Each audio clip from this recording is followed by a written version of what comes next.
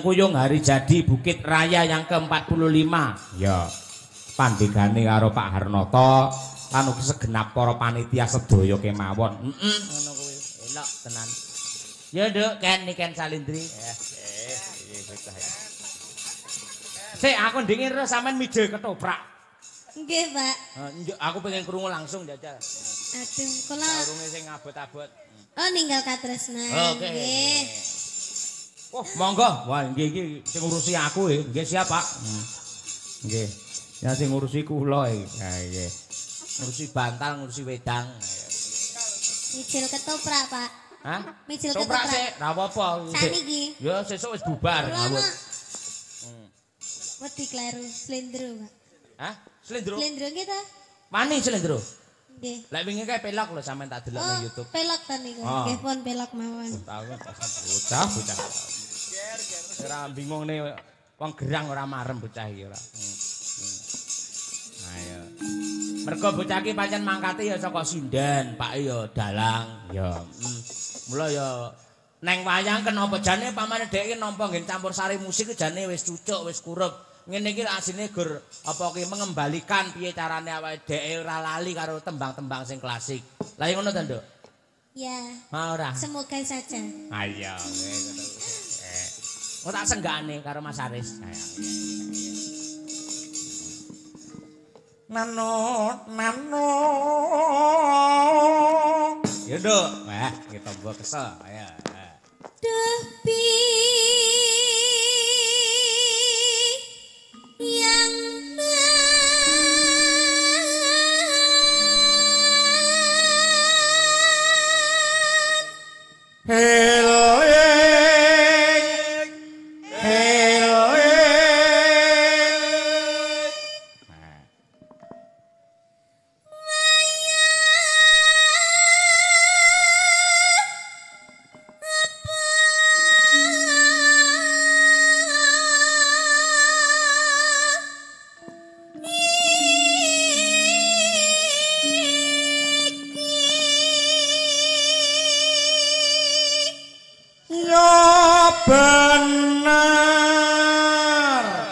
Ya bener. Ora, ya bener.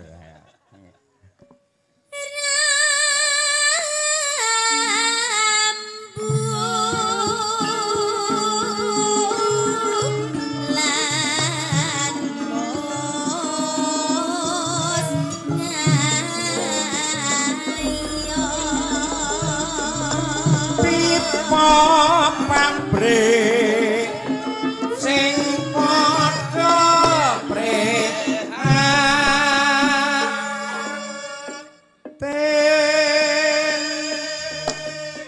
Pipa pabrik kok sing padha prihatin, brek karo tin. Kok ora gathuke ngerti Nduk Ken sebabe apa iki? Iki lho, pipa pabrik sing padha prihatin, ndure brek ngisore tin. Kudune lak o e ngono kuwi. Terus Iki lak mergo dudu Purwakanthi ning Wangsalan. Wangsalan iki padha karo Cangkriman. Oh iya, pitutur ya, Pak. Pitutur pipa pabrik iki Kustin. Mula sing padha prihatin. Pipa montor aja gawe repot. Ngene berarti knalpot. Nah, ngono kuwi. Pipa uwong aja gampang lali. Nah, ngono kuwi. Dan lain sebagainya. Terus? Hah? Terus napa niku pipa wong aja gampang lali? Ora ngerti ta kowe? Mboten. Engko tak kirimi gambare ya. Ali. Irase Pak Kangko paralon, Pak. Paralon. Oh iya, tunggare paranet kuwi ya. Bocah kok isian. Yo, iya kan.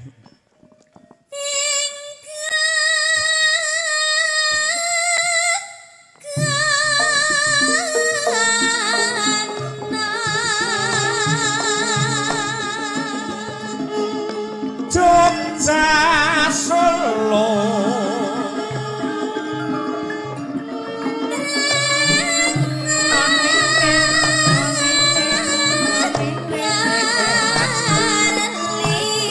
lo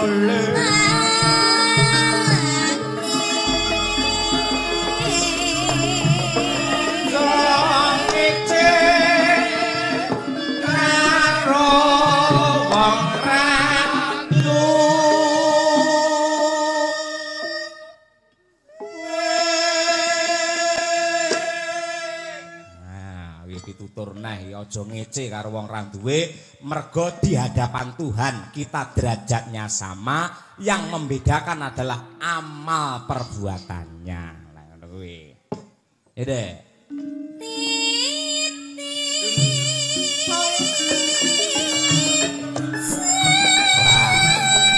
ketoprak tenan iki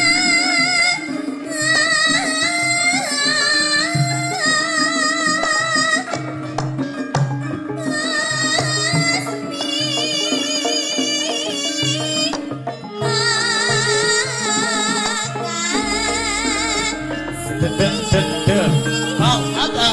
gong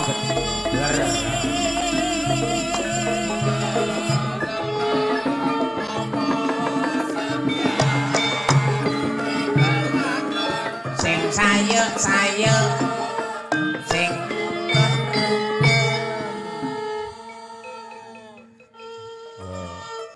ora bedho malah telu iki malian ora.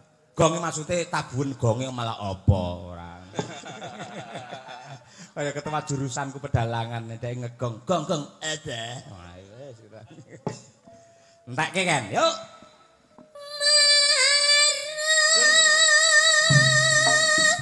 Dang. Dang.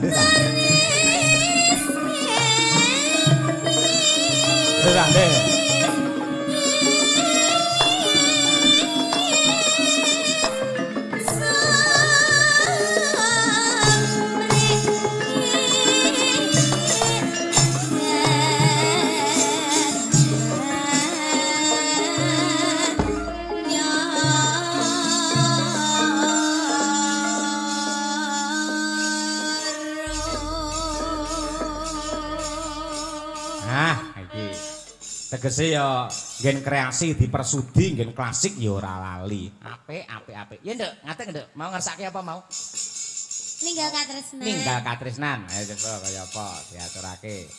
Niken salin. Pesama jam pira to Nduk sesuk? Jam 9:30. 9:30. Aku Nggih. lumayan aku setengah Mriki 6 sore hotel aku. 1 jam hotel teng bandara 1 jam setengah. Kene. Nggih. Samarinda. Samarinda, Pak. Samarinda. Oh, mergo Surabaya. Bapak lek Yogya isane kudu ning Balikpapan. Ngetol nggih, Pak. Hah, ngetol. Heeh, ngetol.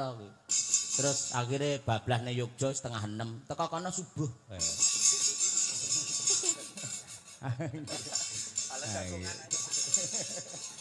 Pokoke ngenteni sing gender suluk lho ya rampung dhewe ae. Ayo. Monggo ta iki sing lagi tren iki ninggal katresnan. Engko men si Niken iki jaran.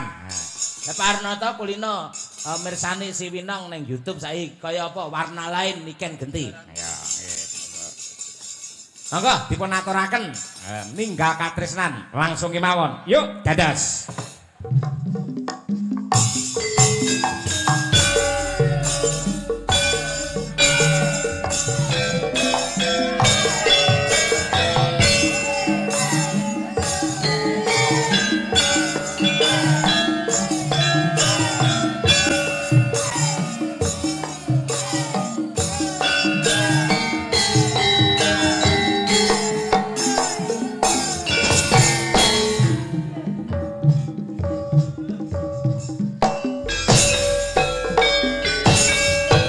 Nangis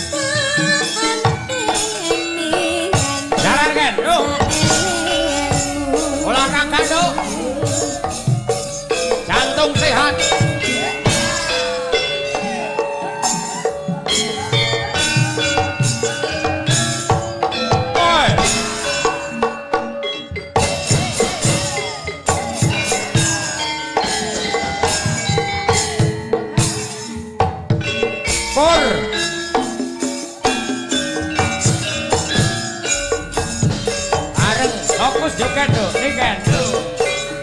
Nangis sajone hatiku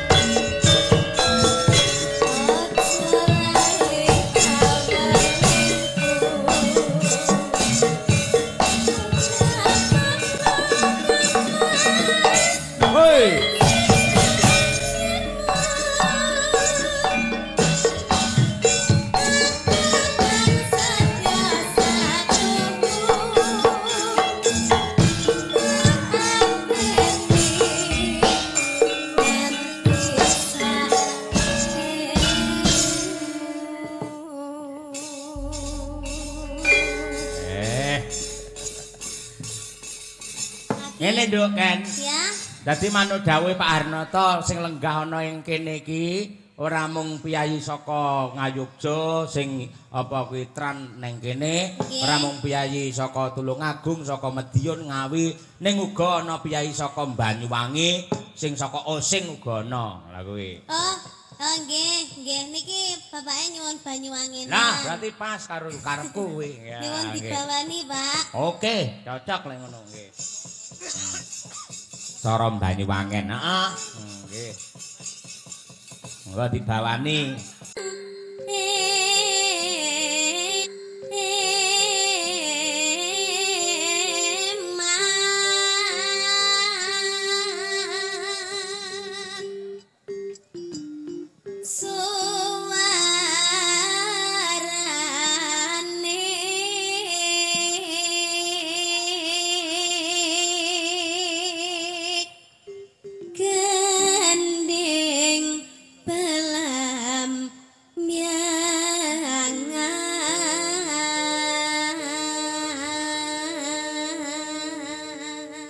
Tembang iku tak aturake marang mahasiswaku sing bak ya daleme daerah kene. Apa? Heeh. Mas Iwang, matur nuwun mawar ngampirke ning tekaku wis sore Mas nyuwun ngapura mbok menawa denga wektu. Ha nggih. Nduk.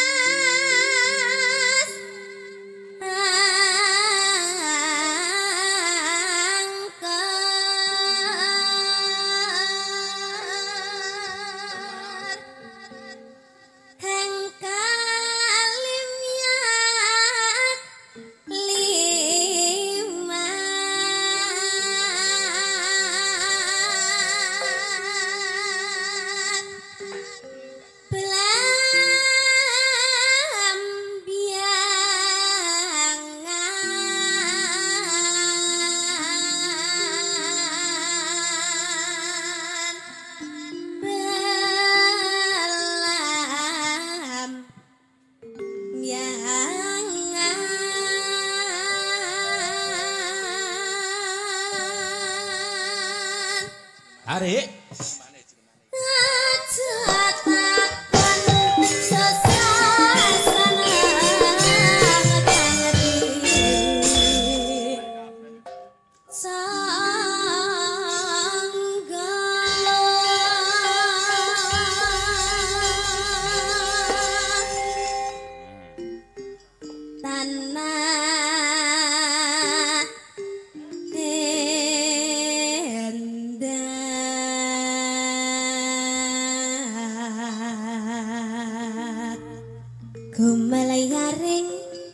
Gumalayaring Taman Sari Nuswan Tara.